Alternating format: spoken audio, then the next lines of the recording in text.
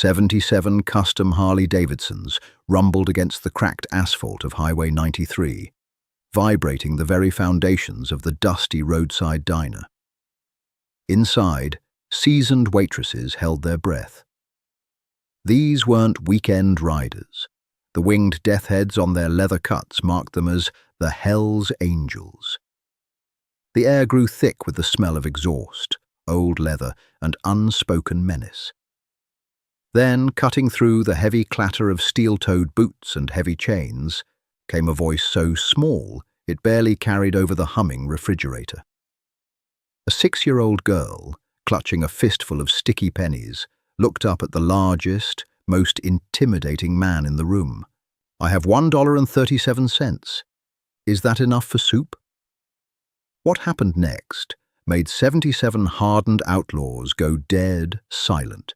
The town of Kingman, Arizona, was the kind of place people usually only saw through the smeared windows of a Greyhound bus or the windshield of a car speeding toward somewhere better. It was a sun-bleached purgatory of pawn shops, cracked sidewalks, and a relentless, suffocating heat that baked the earth until it turned to powder. On the edge of town, sitting like a lonely outpost against the Mojave Desert, was the Copper Skillet Diner. For Leora Andrews, the diner wasn't just a place of employment, it was a lifeboat taking on water. At 28, Leora had the exhausted, hollow-eyed look of a woman who had spent too many years fighting battles she couldn't win. 3 years ago, her husband, Daniel, had been killed by a drunk driver on Interstate 40. He left behind a mountain of medical debt, a rusted station wagon, and their daughter, Lucy. Lucy was 6 years old, a quiet child with large, observant blue eyes and a shock of blonde hair that Leora painstakingly braided every morning before her shift. Because childcare was a luxury Leora couldn't even begin to afford, Lucy spent her days sitting in the corner booth of the diner, colouring in dog-eared books and drinking tap water out of plastic cups. She was a good kid. She never complained when dinner was just a piece of toast, and she never asked for toys she knew her mother couldn't buy. It was a Tuesday afternoon, pushing past 2 o'clock. The lunch rush had died down, leaving only the hypnotic hum of the ceiling fans and the smell of stale coffee. Leora was wiping down the counter, mentally calculating which utility bill she could let slide this month so she could afford to buy Lucy a new pair of shoes. The soles of the girl's sneakers were practically flapping off. Then the low, distant rumble began. At first, it sounded like an approaching thunderstorm, a deep, guttural vibration that seemed to roll over the desert plains. But there wasn't a cloud in the blindingly blue sky. Old Man Peterson, the diner's owner, peered through the grease-stained front window, his face suddenly draining of colour. "Leora," he said, his voice tight. "Take the kid to the back, now." Before Leora could ask why, the rumble morphed into a deafening roar. Shadows fell across the front windows, blocking out the harsh Arizona sun. Dozens of motorcycles, massive chrome-plated beasts, swarmed the parking lot. They moved with military precision, forming neat, intimidating rows. Leora scooped Lucy out of the corner booth, her heart hammering against her ribs. Through the glass, she saw them dismount. They were massive men, clad in heavy denim and worn black leather vests. On their backs, the unmistakable three-piece patch, the winged skull, the top rocker, the bottom rocker. They were a notoriously fierce chapter of the Hell's Angels.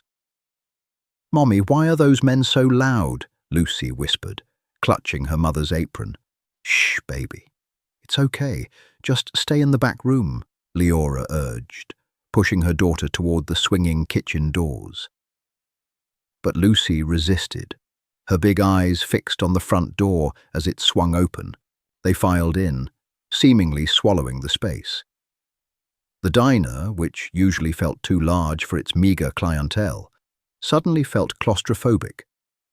They brought the heat of the road in with them, along with the scent of motor oil, tobacco, and sweat. There were 77 of them.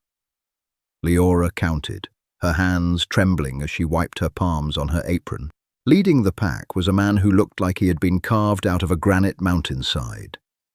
He was easily 6'5", with a thick, silver-streaked beard and arms covered in faded, dark ink. A jagged scar cut through his left eyebrow, pulling it into a perpetual scowl. His leather cut bore the patch, President. His name, as Leora would later learn, was Richard Davies, but on the street he was known simply as Iron. Iron didn't speak as he walked to the largest booth in the center of the room. He just sat heavily, the vinyl groaning in protest. The rest of the club followed suit, claiming every table, every bar stool, every inch of available space.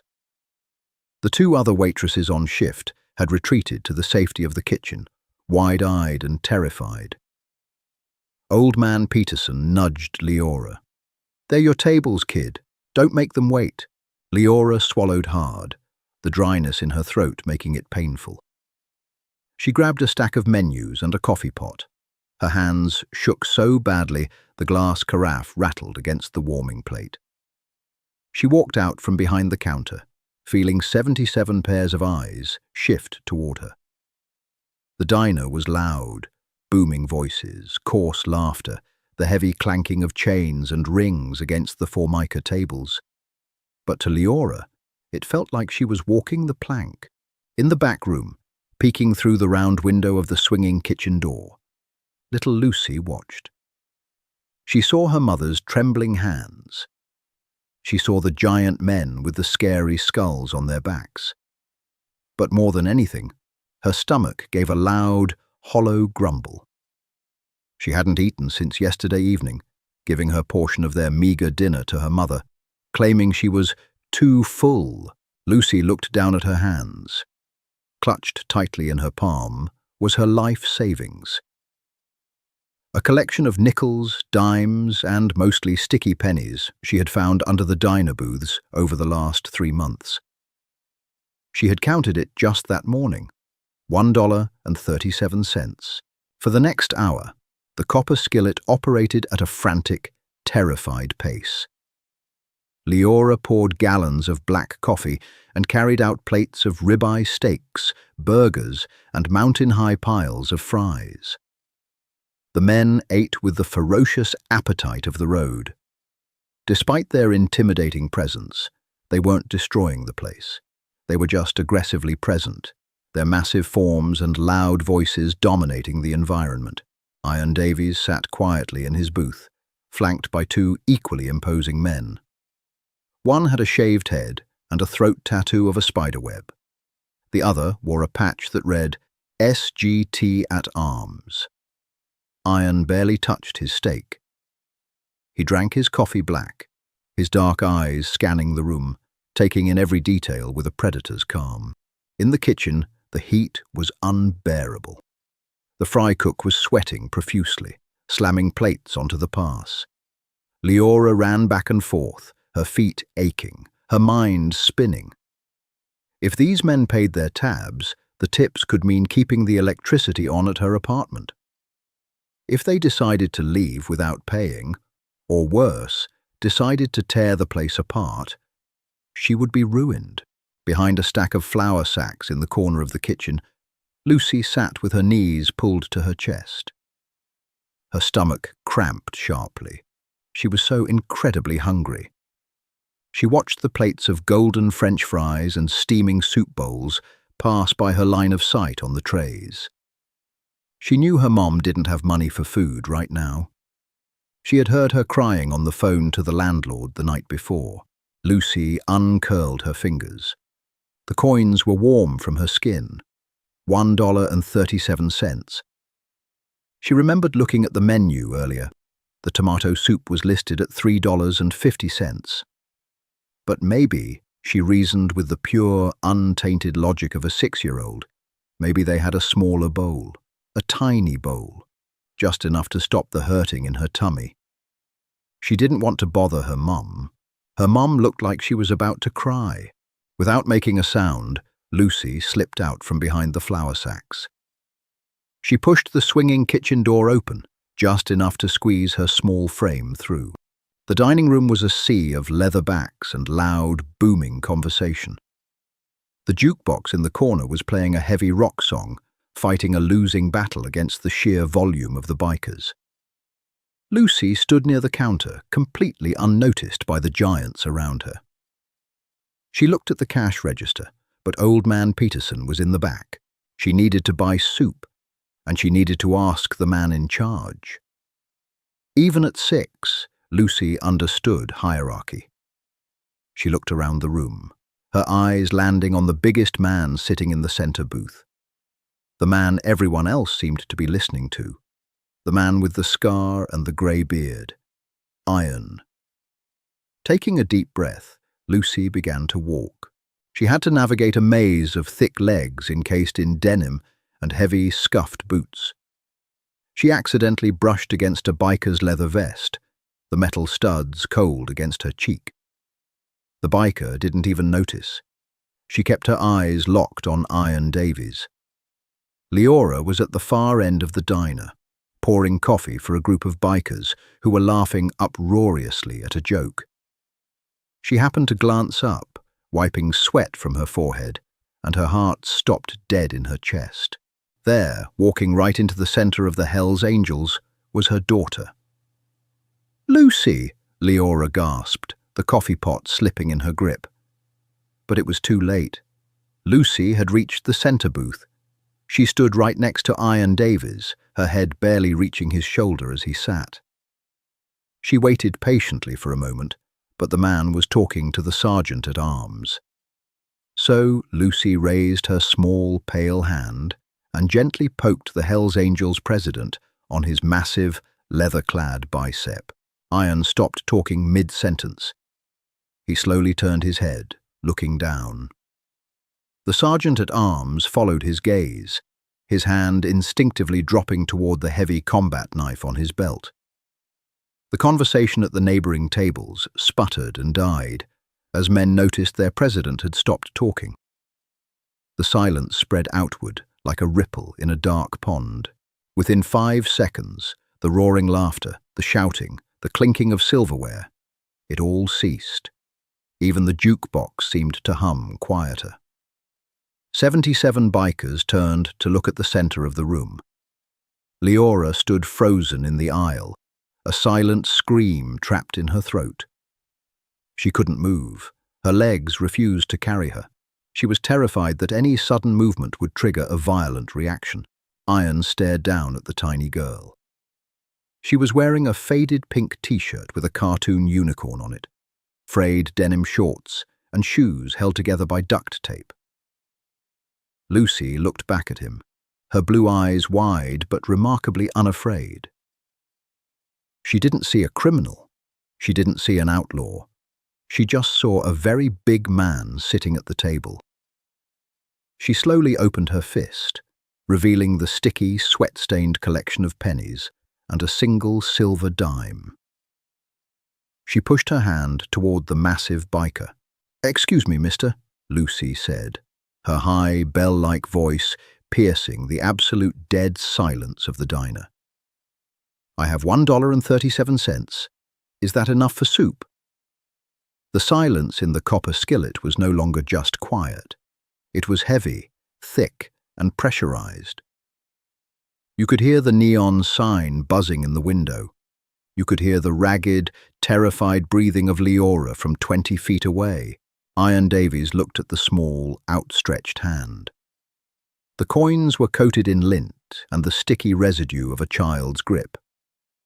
He looked from the money up to Lucy's face. His expression was unreadable, a mask of hardened leather and deep-set wrinkles. Arthur Clutch Henderson, the man with the spiderweb neck tattoo sitting across from Iron, let out a low, rough chuckle. "Well, I'll be damned. The kid's got nerve," Iron shot. Clutch a look so cold it instantly silenced the other man. Iron turned his attention back to Lucy. He didn't yell. He didn't shoo her away. He simply shifted his massive bulk, leaning down so his face was closer to hers. The smell of old leather and tobacco washed over Lucy, but she held her ground, keeping her hand outstretched. "You want soup, little girl?" Iron's voice was like gravel grinding in a cement mixer. It was a terrifying sound, but he spoke softly. Lucy nodded solemnly. "Yes, please. I'm very hungry. And my mom doesn't have money today. I only have this. It's my emergency fund." Iron's gaze shifted from Lucy, scanning the room until his eyes locked onto Leora, who was leaning against a booth, pale as a ghost, tears silently streaming down her face. He saw the frayed uniform, the exhaustion in her posture, the sheer terror in her eyes. He looked back at Lucy. "What's your name, kid?" "Lucy," she answered politely. "Lucy what?" "Lucy O'Connor." The moment the name left her lips, the atmosphere around the table shifted violently. It was a microscopic change, a slight tightening of Iron's jaw, a sudden rigidity in his massive shoulders. But to the men who rode with him, it was like a gunshot. Iron stared at the girl. His breathing slowed. "Your daddy, what was his name?" "Daniel," Lucy said, her voice dipping a little. "He's in heaven now. He went there 3 years ago." Leora, finally finding her legs, rushed forward, ignoring the sea of bikers. She shoved past 2 men, placing herself frantically between Lucy and Iron. She grabbed her daughter, pulling her behind her legs. "I'm sorry," Leora choked out, her voice trembling violently. "I'm so sorry. She didn't mean to bother you. Please, I'll take her in the back. Just, please don't be angry." Iron didn't look at Leora. He was still staring at the spot where Lucy had been standing. His massive hands, resting on the table, were clenched into fists so tight his knuckles were white against his tanned skin. Slowly, Iron looked up at Leora. The absolute terror in her eyes met a look in his that she couldn't quite comprehend. It wasn't anger. It wasn't malice. It looked impossibly like shock. "Your husband," Iron said, his voice dropping an octave, sounding almost fragile. "Daniel O'Connor. Did he drive a tow truck for Redline Garage over in Flagstaff back in 2021? Leora blinked, completely derailed by the question. The fear receded just enough to let confusion in. Yes, he did. Before we moved here. How do you—" Iron closed his eyes. A heavy, shuddering breath escaped his nose. When he opened his eyes again, the hardened, ruthless president of the Hells Angels looked fundamentally changed. 4 years ago, on a desolate, icy stretch of highway just outside Flagstaff, Iron had been running a solo ride, trying to beat a winter storm.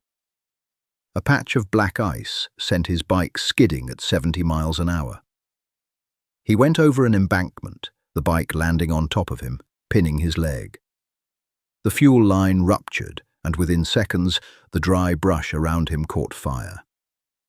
He was trapped, miles from anywhere, the flames licking at his leather. He had accepted he was going to burn alive. Then, a tow truck had pulled over. A young guy in a high-vis jacket slid down the icy embankment, completely ignoring the fire. While the flames singed his own clothes and severely burned his arms, the young man had used a crowbar to pry the 300-pound motorcycle off Iron's leg, dragging the massive biker up the hill just seconds before the gas tank exploded. The kid had waited with him until the ambulance arrived, refusing to give his name, saying he was just doing his job. It took Iron a year of digging through hospital records and dispatch logs to find the kid's name. Daniel O'Connor. But by the time Iron, fully healed, rode to Flagstaff to repay his life debt, he found the garage closed and the O'Connor family gone.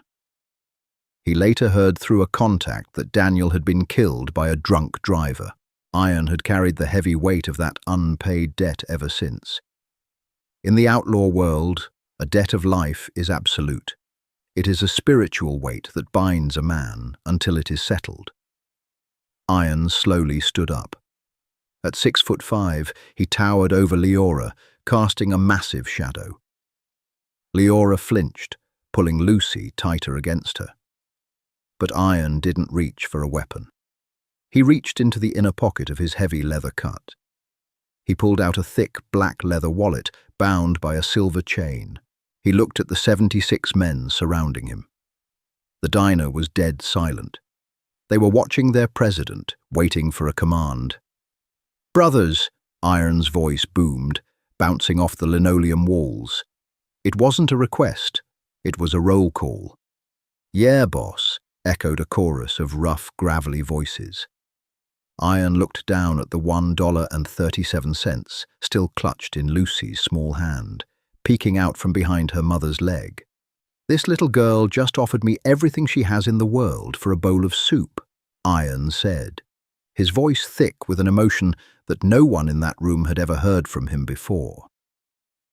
He turned his eyes to Leora, seeing the threadbare clothes, the exhaustion, the unmistakable look of a widow drowning in a world that didn't care.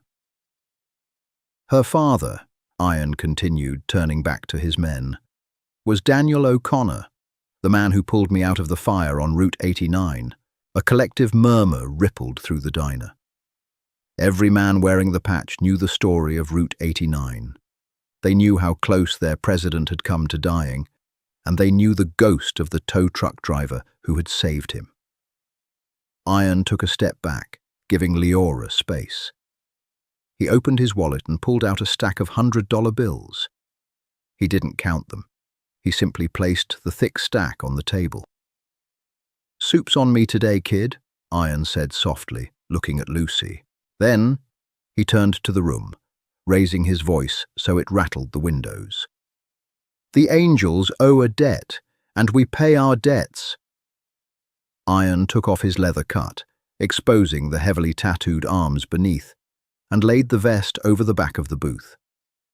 He unclipped his wallet chain and threw the entire wallet onto the table next to the stack of hundreds. He looked at Clutch, the sergeant at arms. Clutch didn't hesitate. He stood up, pulled out his own wallet, and tossed it onto the table. "Pass the hat," Iron commanded. What followed was a sound Leora Andrews would never forget for the rest of her life. The sound that followed Iron's command was not the violent chaos Leora had been bracing for. It was the heavy, methodical rustle of 77 men simultaneously reaching into their cuts and thick denim jeans. Arthur "Clutch" Henderson didn't just pass a hat. He strode over to the corner of the diner, grabbed a massive road-worn leather duffel bag that had been resting against the wall, and unceremoniously dumped its contents, a few tools and spare bandanas, onto a nearby table. He gripped the heavy handles and began to walk the aisles of the copper skillet. There was no hesitation. In the outlaw biker world, respect and debt are the twin pillars of their brutal code. If the president says a debt is owed, the club pays it without question.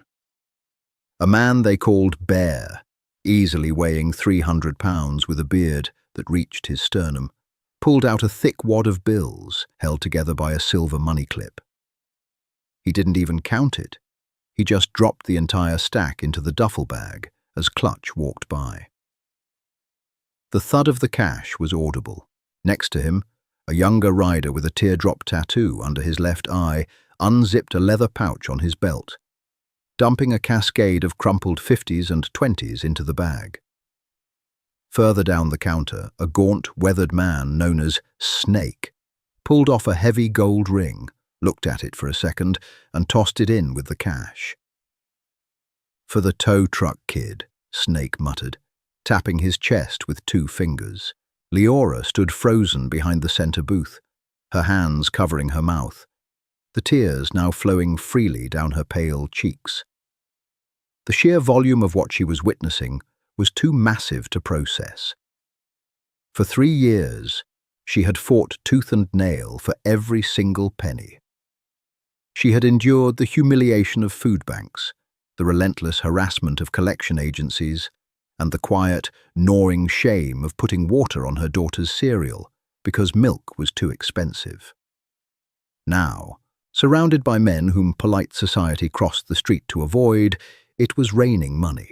"Stop," Leora whispered, her voice cracking. "Please, you don't have to do this. Daniel wouldn't want you to empty your pockets." Ian turned back to her. The harsh, terrifying lines of his face had softened into something resembling a weary sadness. He reached out with a hand the size of a catcher's mitt and gently touched Leora's trembling shoulder. It was a remarkably delicate gesture from a man who looked like he wrestled bears for a living.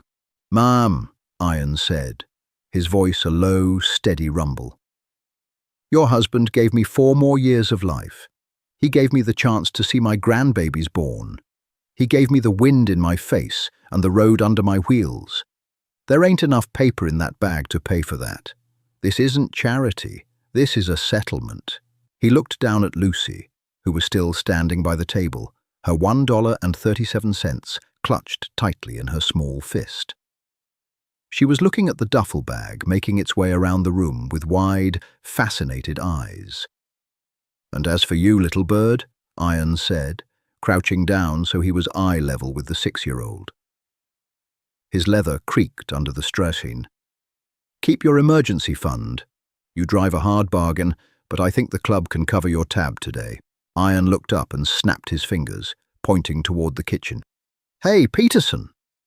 Old man Peterson practically kicked the swinging doors open, a tray trembling violently in his hands.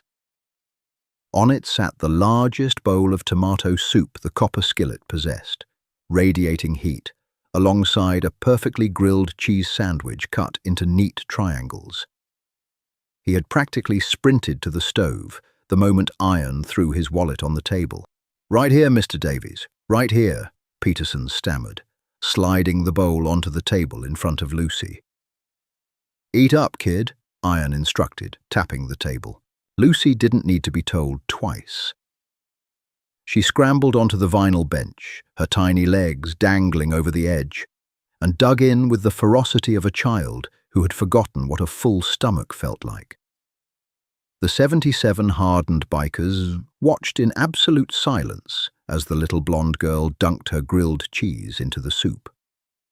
The sight of it, this fragile, hungry child sitting in the epicenter of the Hells Angels, was a jarring, beautiful contradiction. Clutch returned to the center booth. The leather duffel bag was heavy, bulging at the seams. He set it down on the table next to Ian's wallet with a heavy, satisfying thud. Ian pushed the bag across the Formica table toward Leora. "Take it," Ian commanded gently. "Pay off the debt, fix the car, buy the kids some shoes that don't have tape on them." Leora reached out with a trembling hand, touching the rough leather of the bag. She looked inside. It was a chaotic sea of green. Hundreds, 50s, 20s, crumpled 10s, and the dull glint of a few gold pieces. It had to be tens of thousands of dollars. More money than she had seen in her entire life. More money than Daniel had made in 2 years at the garage. The dam broke. Leora collapsed into the opposite side of the booth, burying her face in her hands, and began to sob. It wasn't a delicate cry. It was the ugly, chest-heaving wail of a woman releasing 3 years of suffocating, bone-deep terror. The fear of eviction, the fear of starvation, the fear of failing her daughter. It all poured out of her in a wave of raw anguish.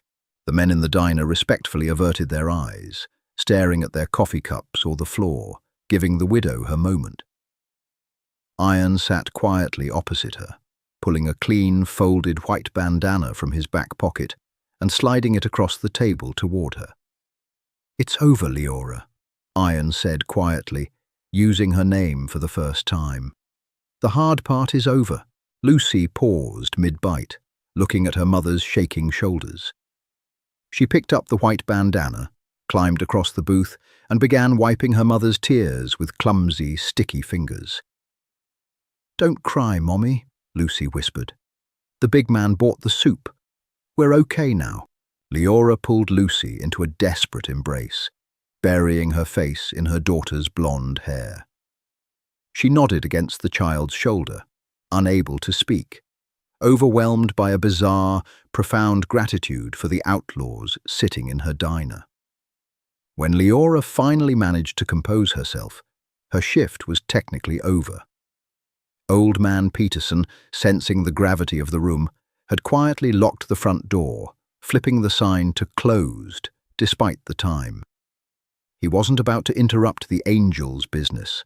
Iron stood up, shrugging his heavy leather cut back onto his massive shoulders. He looked around the diner, making eye contact with his men. "Mount up," he barked. The diner instantly sprang to life. Chairs scraped against the floor, boots thudded heavily, and the metallic clinking of chains filled the air. The men began filing out into the blinding Arizona sun, leaving their half-eaten meals behind. The debt settled. Iron turned to Leora one last time. He reached into his pocket and pulled out a small, heavily worn business card. It was black, with a simple red-winged skull stamped in the center, and a single phone number printed on the back. "There are people in this world who prey on women like you," Iron said, his voice dropping to a gravelly whisper meant only for her. "Landlords, debt collectors, men who think you don't have a shield. You keep this card. You put it in your wallet. If anyone, and I mean anyone, gives you trouble, you call that number. You tell them Iron Davies considers you family. We will be there before the phone stops ringing." Leora took the card, her fingers brushing against his calloused skin. "I don't know how to thank you." "You don't," Iron replied. "Daniel already did." The parking lot of the Copper Skillet was a chaotic symphony of roaring engines and thick exhaust. Leora walked out of the diner holding Lucy's hand in one of hers, the heavy leather duffel bag slung over her opposite shoulder, feeling like she was moving through a dream. "Where's your car?" Clutch asked, appearing beside her. He had to yell to be heard over the deafening idle of the Harley-Davidsons. Leora pointed to the far corner of the lot, where a faded blue 1998 Honda Civic sat slumped against the curb. The rear bumper was held on by a bungee cord, and the front passenger tire was dangerously low on tread. It was a tragic sight next to the gleaming chrome and custom paint jobs of the Angels bikes. Iron, sitting atop his massive customized Road King, looked at the rusted sedan and shook his head. "You aren't driving that home alone," Iron shouted over the engines. "Not with that much cash in the bag. We're giving you an escort." Leora opened her mouth to protest, to say it wasn't necessary, but she knew better. You didn't argue with a force of nature, and you certainly didn't argue with 77 Hell's Angels who had just decided you were under their protection. She strapped Lucy into her booster seat in the back, the little girl practically vibrating with excitement. "Are we riding with the motorcycles, Mommy?" Lucy asked, pressing her face against the sun-baked glass. "Yes, baby," Leora said, turning the key in the ignition. The Honda coughed, sputtered, and finally roared to life, the alternator emitting a high-pitched squeal that sounded pathetic against the deep bass of the surrounding Harleys. "We're riding with them." What happened next became a local legend in Kingman, Arizona. Iron raised his fist in the air, holding it for a beat before dropping it forward. The pack moved as a single, massive organism. They didn't just follow Leora, they enveloped her. 10 bikers pulled out ahead of her rusted Honda, taking the lead and forming a V formation, blocking both lanes of the 2-lane highway. 30 bikers fell in on her left and right flanks, riding parallel to her doors, so close she could reach out and touch the hot exhaust pipes. The remaining 37 bikers took up the rear, creating a massive, impenetrable wall of steel and leather behind her. Leora drove at exactly 35 miles per hour through the center of town. Traffic ground to an absolute halt. Cars pulled over to the shoulders, drivers rolling down their windows to stare in shock. Pedestrians on the sidewalks stopped dead in their tracks, holding up their phones to record the spectacle. It was an armada, a heavily tattooed, fiercely loud, menacing armada, completely dedicated to protecting a rusted 1998 Honda Civic and the widow driving it. As they passed the local precinct, 2 Kingman police cruisers pulled out of the lot, their lights flashing. Leora's heart jumped into her throat. But the cruisers didn't pull her over. They didn't even attempt to break the formation. The police officers took one look at the massive patch on Iron's back, recognized the sheer numbers, and realized this wasn't a gang war. It was a parade. The cruisers simply blocked the intersections, stopping cross-traffic, inadvertently aiding the angels in their escort. Inside the car, the noise was overwhelming, a constant vibrating roar that shook the dashboard. But for the first time in 3 years, Leora didn't feel afraid. Looking out her driver's side window, she saw Bear, the 300-pound giant, riding effortlessly beside her, keeping a hawkish eye on the surrounding traffic. When he caught her looking, he offered a single, solemn nod. The convoy turned off the main highway and headed towards the dusty, impoverished outskirts of town where Leora lived. The Desert Rose apartments were anything but rosy. It was a dilapidated complex of stucco buildings with peeling beige paint, broken security gates, and a courtyard littered with dead weeds and broken glass. As the massive roar of the 77 bikes flooded the narrow residential street, doors and windows began to fly open. Neighbors stepped out onto their balconies, their jaws dropping as the Hells Angels flooded their cramped parking lot. The bikes filled every empty space, spilled over onto the cracked sidewalks, and idled in the fire lanes. Standing near the mailboxes, clutching a clipboard and a ring of keys, was Thomas Gable. Gable was the building manager, a cruel, petty man who had spent the last 3 months threatening Leora with eviction on a near-daily basis. Just that morning, he had slipped a brightly coloured final notice under her door, promising that the sheriff would be there by Friday to put her things on the curb. Gable froze as the leather-clad giants dismounted.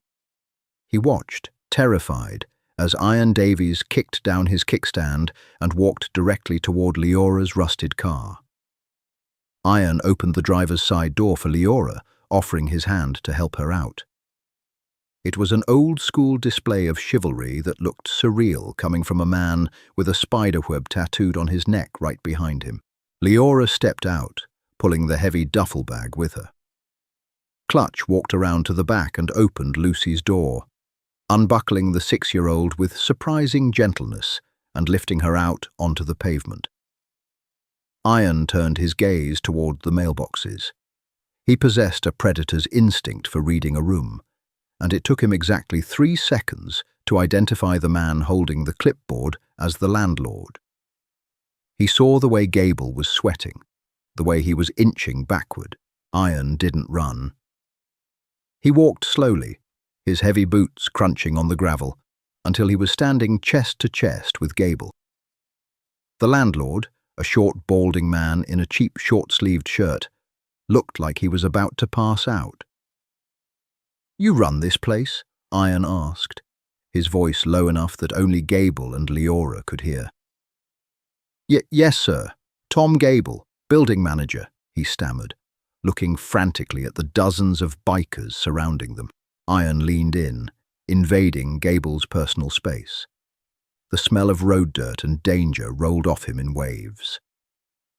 "The lady in apartment 2B, Iron growled softly, gesturing a thumb over his shoulder toward Leora. "Her rent is going to be paid in full today, a year in advance, in cash." Gable swallowed hard. Okay, great. That's wonderful. Listen to me very carefully, Tom, Iron continued, his eyes turning to cold, dead flint. Mrs. O'Connor is now under the umbrella of the Hells Angels Motorcycle Club. If her hot water stops working, you fix it before the sun goes down. If her air conditioning rattles, you replace it. If someone looks at her wrong in this parking lot, I expect you to handle it. Because if I ever hear that, she is unhappy living in your building. Me and my brothers are going to come back here, and we are going to have a very long, very unpleasant conversation about property management. Do we have an understanding? Gable nodded so fast his glasses slipped down his nose. Absolute understanding, sir. Crystal clear. Iron stared at him for a second longer, letting the threat settle deep into the man's bones, then turned his back and walked over to Leora. He looked down at Lucy, who was standing on the cracked sidewalk, holding her mother's hand. You keep an eye on your mom, little bird, Iron said, a faint smile touching his scarred lips. I will, Lucy promised seriously. Then she opened her hand. The sticky $1.37 was still there. She reached out and pressed the coins into Iron's massive, leather-gloved palm. For the tip, she said. Iron stared at the sticky pennies. He closed his fist around them, slipping the meagre coins into his pocket with as much reverence as if they were solid gold. Much obliged, he said softly. With a final nod to Leora, Iron walked back to his Road King. He threw a massive leg over the seat, turned the ignition, and the beast roared to life. 76 engines followed suit, drowning out the world. Leora stood in the run-down parking lot, clutching the duffel bag of cash that would erase her debts, buy her daughter a new life, and secure their future. She watched as the men who society called monsters rode out in a massive cloud of dust and exhaust, leaving behind a silence that felt entirely different from the one that had gripped the diner just an hour before. It wasn't the silence of fear. It was the silence of a storm that had finally passed, leaving the sun shining in its wake. The silence in apartment 2B was heavy, punctuated only by the rhythmic dripping of the bathroom faucet that Tom Gable had promised to fix 6 months ago. Leora locked the deadbolt, fastened the security chain, and leaned against the cheap veneer of the front door. She slid down to the floor, pulling the heavy leather duffel bag into her lap. Lucy was already asleep on the worn pull-out couch, her small chest rising and falling evenly, completely exhausted from the emotional whiplash of the day. Leora unzipped the bag. Under the flickering yellow glow of the hallway light fixture, the mountain of cash looked surreal. It didn't look like money, it looked like a prop from a movie. She began to sort it, her hands trembling so badly she kept dropping the bills. It took her 3 hours to count it all. When she finished, she stared at the final tally written on the back of an unpaid electric bill.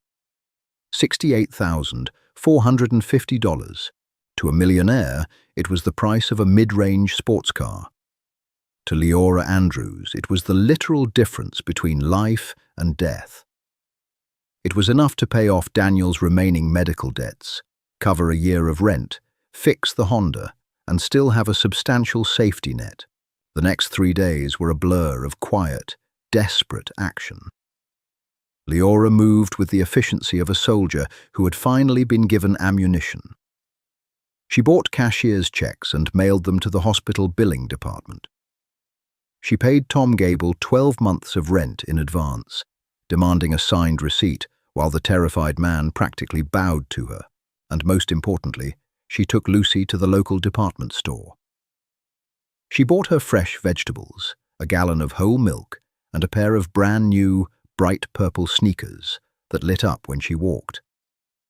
Watching Lucy stomp down the grocery store aisle, giggling as her shoes flashed neon pink, Leora felt a profound, aching gratitude for Iron Davies and his men. But the universe, Leora had learned the hard way, rarely let the vulnerable rest for long. The knock came on Thursday morning. It wasn't the tentative rap of a neighbour or the aggressive pounding of the landlord. It was a sharp, authoritative, metallic rapping. The kind of knock made by a heavy flashlight against a wooden door. Leora peered through the scratched peephole. Standing in the hallway was a man in a rumpled grey suit. He had a thick moustache, a receding hairline, and an expression of bored cruelty. Pinned to his belt was a gold badge. Leora's stomach plummeted. She cracked the door, keeping the security chain engaged. "Can I help you?" "Leora Andrews." The man didn't wait for an answer. He held up a leather wallet, flipping it open to display his credentials. "Detective Ray Harris, Kingman PD. Open the door, ma'am." "Do you have a warrant?" Leora asked, a defensive instinct kicking in. Harris smiled, but it didn't reach his eyes. "I don't need a warrant to do a welfare check, Leora. Now, you can open this door, or I can call for a breaching unit and we can take it off the hinges. Your choice. Think about the little girl inside." Reluctantly, her hands shaking, Leora unlatched the chain. Harris pushed his way in, his eyes immediately scanning the cramped, shabby apartment. He smelled strongly of stale cigarette smoke and cheap peppermint.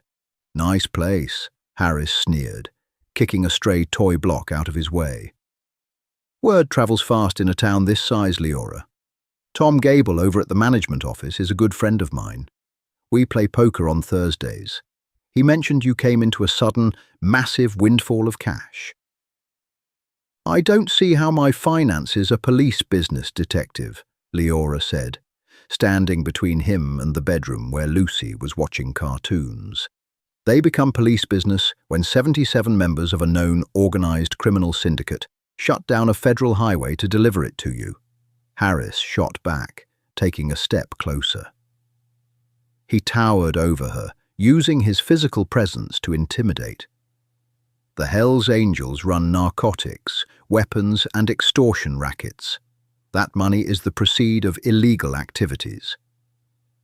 "It was a gift," Leora insisted, her voice rising. "My husband saved their president's life years ago. They were paying a debt." Harris laughed, a harsh, grating sound. "A gift? Right. Look, here is how this is going to go. In the state of Arizona, we have a little thing called civil asset forfeiture. If I suspect that cash is tied to criminal activity, I can seize it. I don't have to charge you with a crime. I just take the money, and the burden of proof is on you to hire a lawyer you can't afford and sue the police department to get it back. Which you won't do." Leora felt the blood drain from her face. She knew about this. She had seen stories on the news about innocent people having their life savings taken by police on highway stops, never to see it again. It was legalized highway robbery. "You can't do that," Leora whispered. "We need that money. We have nothing."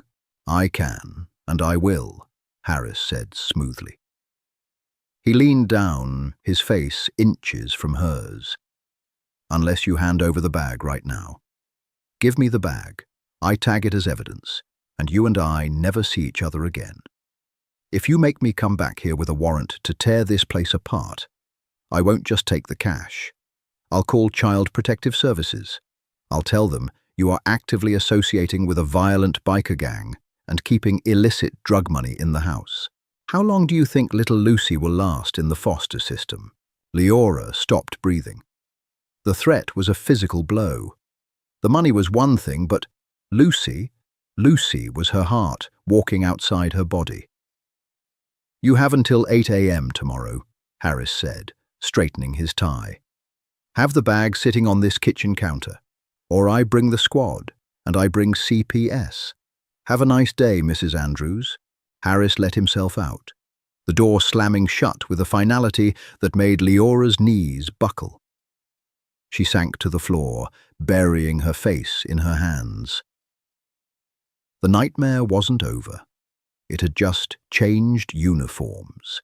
The silence in apartment 2B was heavy, broken only by the rhythmic drip of the bathroom faucet. Leora locked the deadbolt, slid down the cheap veneer door, and pulled the heavy leather duffel bag into her lap. Lucy was already asleep on the worn pull-out couch, exhausted from the day's emotional whiplash. Under the flickering hallway light, Leora unzipped the bag. It took her 3 hours to count it. $68,450. To a millionaire, it was a mid-range car. To Leora, it was a literal lifeline. The next 3 days were a blur of desperate action. Leora mailed cashier's checks to the hospital, paid Tom Gable 12 months of rent in advance, and bought Lucy a pair of bright purple sneakers that lit up when she walked. For the first time in 3 years, she could breathe. But the universe rarely let the vulnerable rest. The knock came on Thursday morning. It wasn't tentative. It was the sharp, authoritative rap of a heavy flashlight against wood. Leora peered through the peephole to see a man in a rumpled grey suit holding up a gold badge. "Leora Andrews, Detective Ray Harris, Kingman PD," the man said, not waiting for an answer. "Open the door, or I call a breaching unit. Think about the little girl inside." Reluctantly, Leora undid the chain. Harris pushed his way in, smelling of stale smoke and peppermint. "Word travels fast, Leora.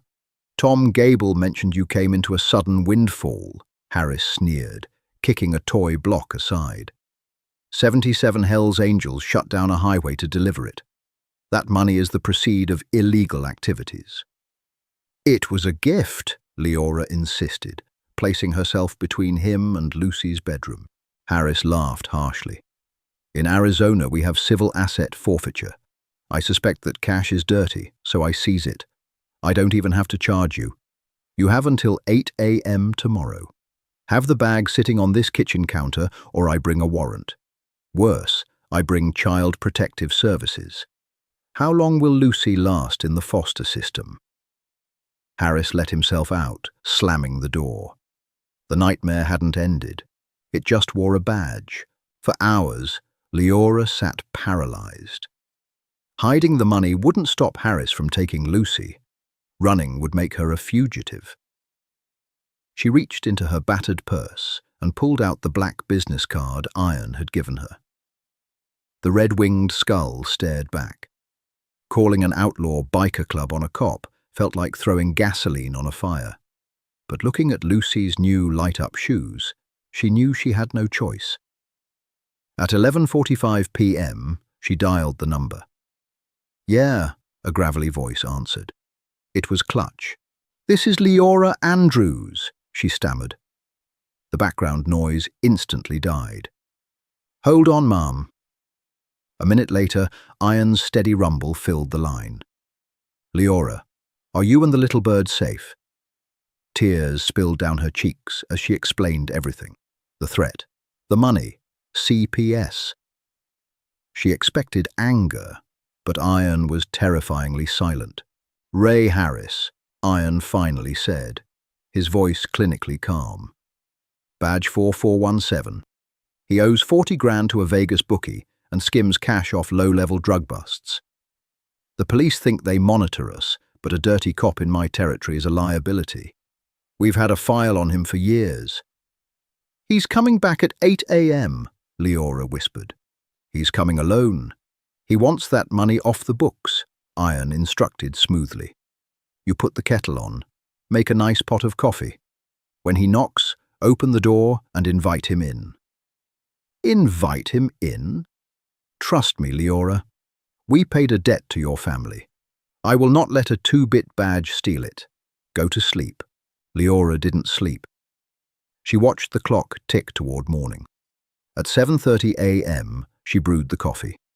At 7:55 a.m., she looked out the window. Harris stepped out of his unmarked Charger. No cruisers, no CPS. Iron was right. At exactly 8 a.m., the heavy knock echoed. Leora's heart hammered. She unlatched the chain, pulled the door open, and simply stepped backward, gesturing toward the kitchen table. Harris rolled his eyes and swaggered inside. "Don't try to play games," the words died in his throat. Harris froze, all color draining from his face. His eyes widened in absolute, paralyzing terror. Sitting at Leora's tiny kitchen table, drinking black coffee out of a chipped cartoon mug, was Richard "Iron" Davies. Flanking him in the corners were Clutch and Bear, dressed in dark, tailored suits that made them look like cartel enforcers. Iron took a slow sip, set the mug down, and looked up at the trembling detective. "Hello, Ray," Iron purred, his voice a low, terrifying promise. "Close the door. We have some police business to discuss." The silence that descended upon apartment 2B was entirely different from the terrified, suffocating quiet of the night before. This was a tactical silence. It was the heavy, suffocating atmosphere of a trap snapping shut around its prey.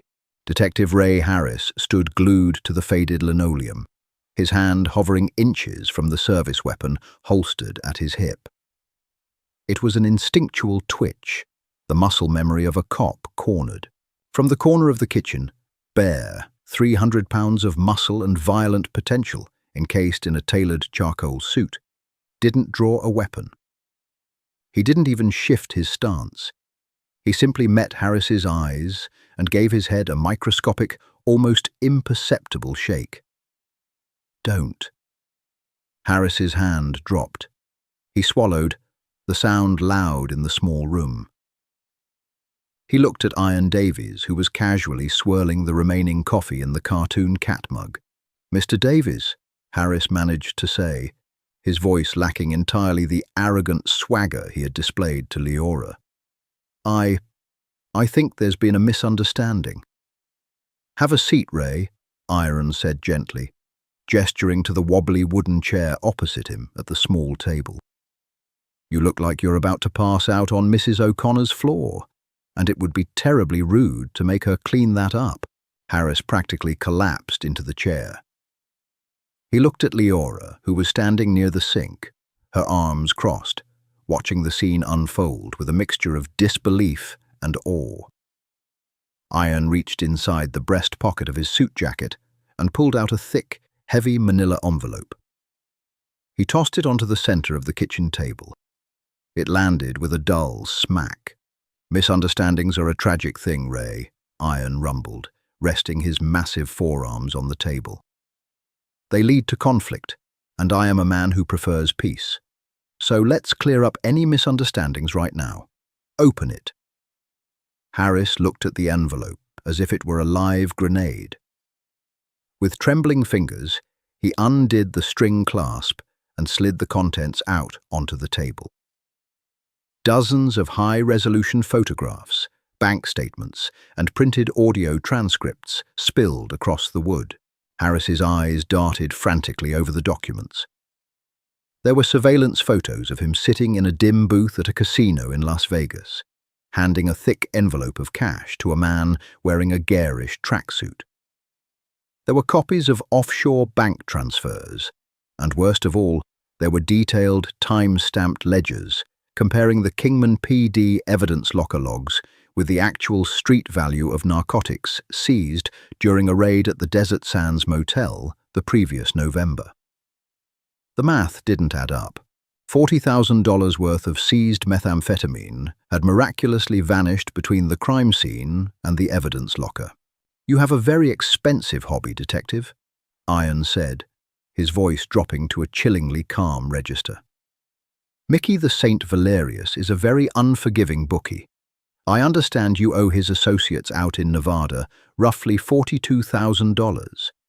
I also understand that when you skimmed the Desert Sands raid, you used that cash to pay off a different debt, leaving Mickey high and dry." Harris was hyperventilating, his chest heaving under his wrinkled dress shirt.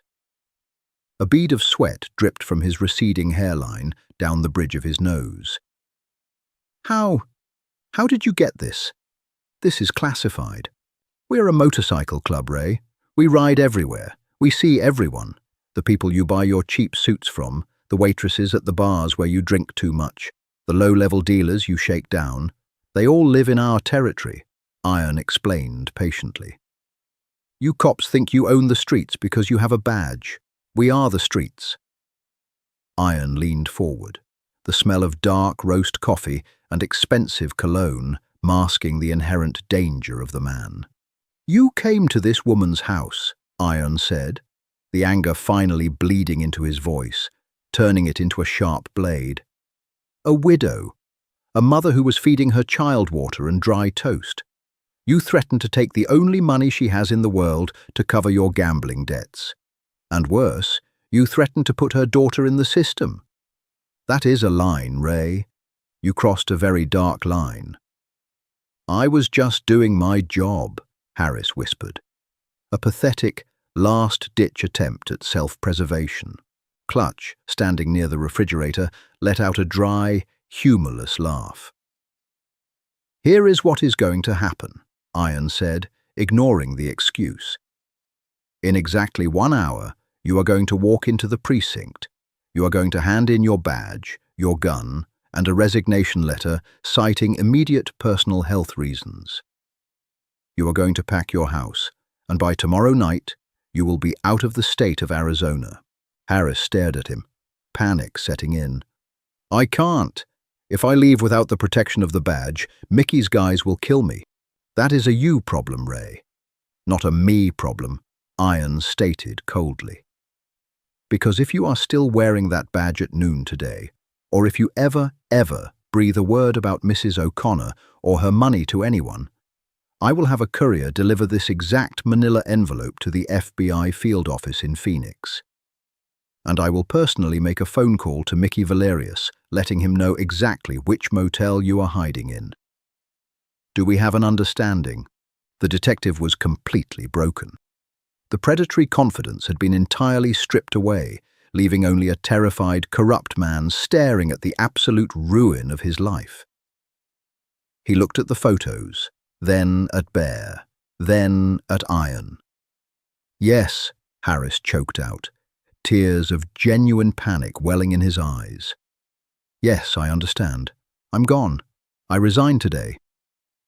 Good boy, Iron said softly. He reached out and tapped the pile of evidence. Leave the file. A reminder of our chat. Harris stood up on shaky legs. He didn't look at Leora. He couldn't. He practically stumbled backward out of the kitchen, his hands raised in a placating gesture, before turning and fleeing out the front door. The sound of his frantic footsteps echoing down the exterior stairwell was the sweetest music Leora had ever heard. Leora stood frozen in her kitchen for a full minute after the door closed, processing the sheer magnitude of what had just occurred.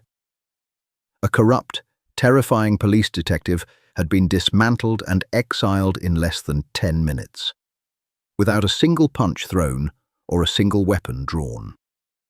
Iron methodically gathered the photos and bank statements, sliding them back into the manila envelope. He stood up, buttoning his suit jacket. He won't bother you again, Iron said to Leora, his tone shifting back to the gentle rumble he had used in the diner. And neither will Tom Gable. The building manager understands his new operational parameters. Leora let out a breath she felt she had been holding for 3 years. She wiped a stray tear from her cheek. I don't know what to say. The money was a miracle, but this...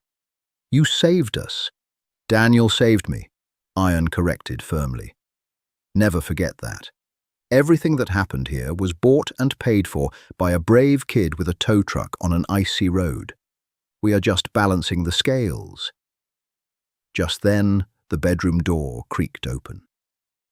Little Lucy padded out into the hallway, wearing her unicorn pajamas, her blonde hair a messy bird's nest. She rubbed her sleepy eyes and looked into the kitchen. When she saw the massive man standing by the table, her face lit up. Hi, Mr. Iron, Lucy chirped, completely unbothered by the giant enforcers standing in the corners. Did you come back for more soup?" Iron's scarred face cracked into a wide, genuine smile. The dangerous outlaw evaporated, replaced by a man who looked like he belonged by a fireplace, telling stories to his grandchildren. He knelt down, his expensive suit trousers straining against his massive thighs, bringing himself to eye level with the 6-year-old. "No soup today, little bird," Iron chuckled softly. "Just came by to check on my investment. I see you haven't put those new light-up shoes on yet." Lucy giggled. "I'm saving them for when we go outside." "You do that," Iron said, reaching out to gently ruffle her messy hair. "You listen to your mom, okay? She's a tough lady." Iron stood back up and looked at Leora. "You have the capital now. Don't stay in this town, Leora. Kingman is a place people get stuck. Take that money, pack up the Honda, and find a place with green grass and good schools. You have a clean slate. Build something beautiful on it." Leora nodded, a newfound determination hardening her features. "I will, thank you." Iron gave her a single, solemn nod. He turned to Clutch and Bear. "We're done here. Let's ride." The 3 men walked out of the apartment, leaving behind an atmosphere that felt remarkably lighter. True to his word, Detective Ray Harris resigned from the Kingman Police Department that very morning. By sunset, his apartment was empty. Tom Gable, the landlord, spent the next week acting like Leora was royalty, personally fixing the leaky faucet and replacing the rattling air conditioning unit without a single complaint. But Leora didn't stay long enough to enjoy the improved amenities. 2 weeks later, the rusted 1998 Honda Civic, now sporting 4 brand new tires and a freshly tuned engine, pulled out of the Desert Rose parking lot for the last time. The trunk was packed with their meager belongings, but the heavy leather duffel bag sat safely on the floorboards, an anchor of security in a chaotic world. Leora drove north, away from the suffocating heat of the desert, toward the cooler, pine-scented air of Flagstaff. She bought a small 2-bedroom house with a fenced-in backyard and a large oak tree, paying in cash. She enrolled Lucy in a bright, welcoming elementary school, and with the remaining funds, she enrolled herself in the local community college to finish her nursing degree. Months later, on a crisp autumn afternoon, Leora was sitting at her new kitchen table, sipping tea and watching Lucy run through the fallen leaves in the backyard, her purple light-up shoes flashing brilliantly with every step. Miles away, in a heavily fortified compound on the outskirts of Kingman, Richard Iron Davies sat at a massive, scarred wooden table in the Hells Angels clubhouse. The room was loud, filled with the smoke of cheap cigars and the booming laughter of his brothers. Iron was nursing a glass of bourbon, looking at the wall directly across from his chair. Amidst the terrifying memorabilia, the club banners and the photographs of fallen brothers, hung a small, custom-made oak shadow box. It was meticulously crafted, lined with black velvet. Inside the shadow box, illuminated by a small spotlight, sat a collection of sticky, tarnished pennies and a single, dull, silver dime. Beneath it, a small brass plaque read, "The price of a debt, $1.37. A young prospect, sweeping the floor nearby, paused and looked at the frame. "Hey, boss, why do we have change framed on the wall?" Iron took a slow sip of his bourbon. He thought of the young tow truck driver on the icy highway, the exhausted mother in the diner, and the little blonde girl who had bravely walked into a room full of monsters to buy her mother a bowl of soup. "Because, kid," Iron said, a faint smile playing on his lips, "it reminds us that the most valuable things in this world ain't paper. It reminds us that sometimes the bravest soul in the room is the smallest." The story of the little girl, the $1.37, and the Hells Angels is a powerful reminder that heroes don't always wear capes. Sometimes they wear heavy leather and ride Harley Davidsons. It shows us that humanity, honor, and compassion can be found in the most unexpected places, and that a single act of bravery, whether pulling a man from a fire or simply asking for a bowl of soup, can echo across years to change lives forever. If this story moved you, please hit that like button. It helps us bring more incredible, real-life tales to your screen. Don't forget to share this video with someone who needs a reminder that there is still fierce goodness in the world. And if you haven't already, subscribe to the channel and ring the bell so you never miss a moment of the drama, the twists, and the heart. What did you think of Iron's ultimate move? Let us know in the comments below.